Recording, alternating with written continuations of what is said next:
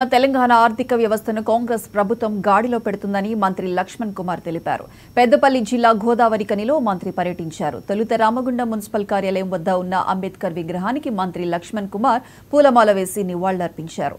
అక్కడి నుంచి MLA camp కార్యాలయం వరకు పెద్ద ఎత్తున ర్యాలీ చేశారు. కాంగ్రెస్ ఇచ్చిన 6 గ్యారంటీల్లో 4 అమలు చేసిన ఘనత రేవంత్ రెడ్డి సర్కార్కు దక్కుతుందన్నారు. సీఎం రేవంత్ తనపై నమ్మకంతో ఇచ్చిన మంత్రి పదవి వల్ల బడుగు బలహీన వర్గాల సంక్షేమానికి కృషి చేస్తానన్నారు. రామగుండం నియోజకవర్గ అభివృద్ధికి పాటుపడతానన్నారు. కుటుంబం నుంచి షెడ్యూల్ క్యాస్ట్ మాదిగ వర్గం నుంచి ఒక కాంగ్రెస్ పార్టీ కార్యకర్తగా, ఎన్ఎస్ఏ విద్యార్థి విభాగం నుంచి, యువన కాంగ్రెస్ నుంచి కాంగ్రెస్ పార్టీ రాష్ట్ర నాయకత్వంలో పిసిసి ప్రధాన కార్యదర్శిగా, ఈ ఉమ్మడి కరీంనగర్ జిల్లా పరిషత్ చైర్పర్సన్గా, ఉమ్మడి ఆంధ్ర రాష్ట్రంలో ఎస్సీ కార్పొరేషన్ చైర్మన్గా, 2009లో ధర్మపురి శాసనసభ్యుడిగా,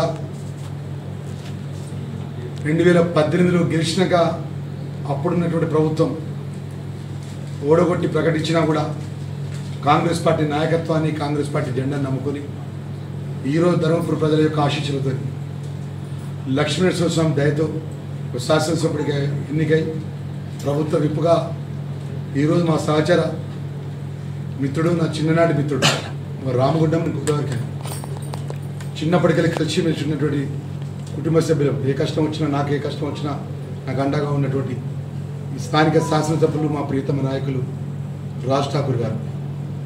నేను జీవితంలో కూడా ఒక సామాన్య కాంగ్రెస్ పార్టీ కార్యకర్త, ఒక కార్మికుడి కుటుంబం నుంచి సింగరేణి కాలేజీలో గుమస్తాగా పనిచేసిన మా తండ్రికి కొడుకుగా, విద్యార్థి విభాగం నుంచి ఈరోజు గెలిచి ఓడిన కాంగ్రెస్ జెండా నమ్ముకొని, కాంగ్రెస్ పార్టీ నమ్ముకొని ఎన్ని కష్టాలు, ఎన్ని ఇబ్బందులు గత 2014 నుంచి 18 నుంచి 23 వరకు ఈ రాష్ట్రంలో రాచరిక పరిపాలన చేస్తున్నటువంటి టీఆర్ఎస్ పార్టీ ప్రభుత్వం ఒక సామాన్య కుటుంబం నుంచి.